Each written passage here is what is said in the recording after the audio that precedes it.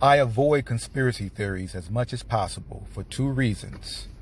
First, it shows a character of dishonesty, exposing the fallacy of speaking about things that one does not have knowledge about.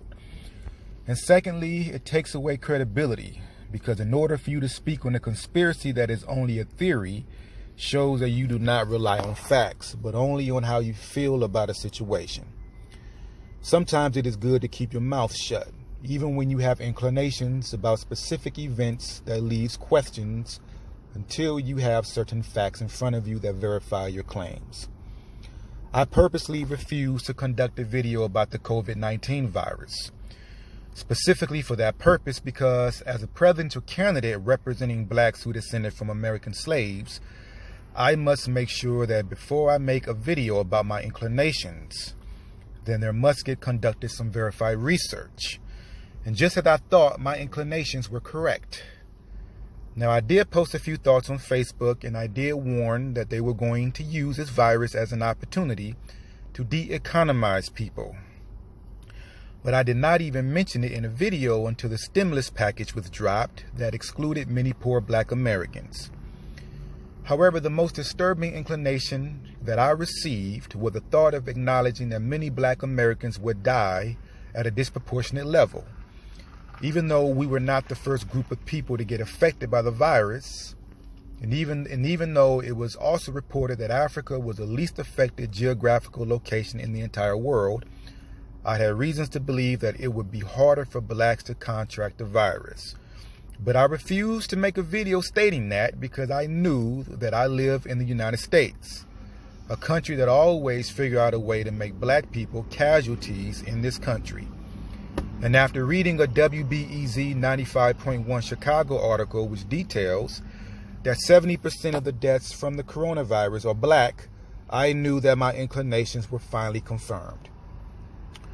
You see, I have been hearing for a couple of months now that the richest country in the entire world does not have enough materials, specifically ventilators, to handle the threat of a pandemic, which is already suspicious because if we lack the proper resources that would give adequate medical attention, then it should become a priority to put an end to such of a problem.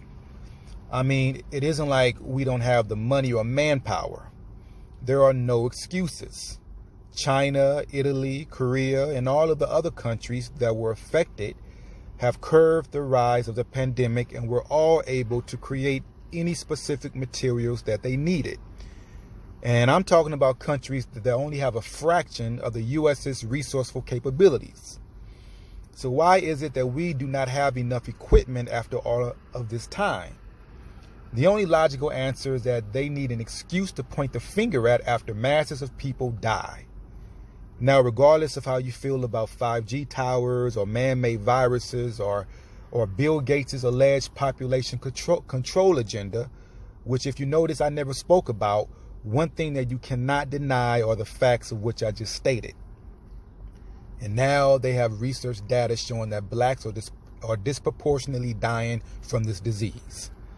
The WBEZ article reports that blacks only make up 29% of Chicago's population, but 70% of the deaths.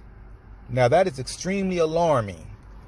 If anybody who became affected with the virus need any specific medical equipment, and if there is a shortage for ventilators, and if these racist hospitals have to make a decision between a white patient and a black patient in supplying with the necessary equipment to save a life, I can make an educated assessment that this decision would get decided over racial lines.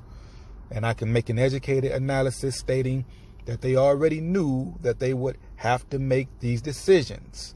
And I can make an educated statement that this lack of proper equipment is deliberate and will be used as an effort to kill off masses of black people. And I'm only going by the research that was already conducted showing black people are much more likely to die from this disease more than anybody else, after the United States refused to gather proper resources needed in order to prevent deaths. If you think that your medical coverage will save you, then you are highly mistaken. How will your medical coverage save you when there is only a limited amount of resources available? and when you have to compete with white patients who have the same coverage as you do for those same medical resources.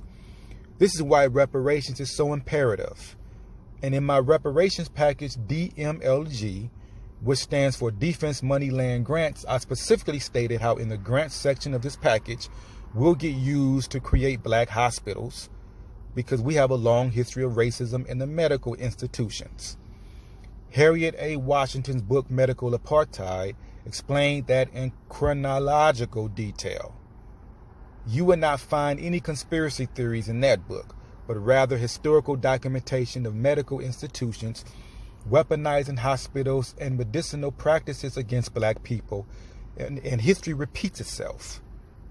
There is a famous line that states that you can predict the future by studying the past, and if the past will leave us any clues of what the future may hold, then we can predict this. Without our own medical institutions, we will only become the casualties of the white supremacists once created. And this coronavirus will prove just that. Regardless of how much money you have or how many white people you know or sleep with, no matter what great job you have with extremely good medical insurances may hold, if they have to decide to whom a respirator or a hospital bed be given to, they are going to prioritize white people first at best. At worst, they are going to let you die and blame it on the lack of equipment that they choose to not create. And if they try to force any vaccinations on you, then that would be further evidence that that vaccine is not good for you. Because if it was, then they would not give it to you. Reparations is key, and it is the only solution. This is presidential candidate DeonDJenkins, the only black agenda priority presidential candidate, the only legitimate reparations package presidential candidate, and I approve this message. Thanks for listening.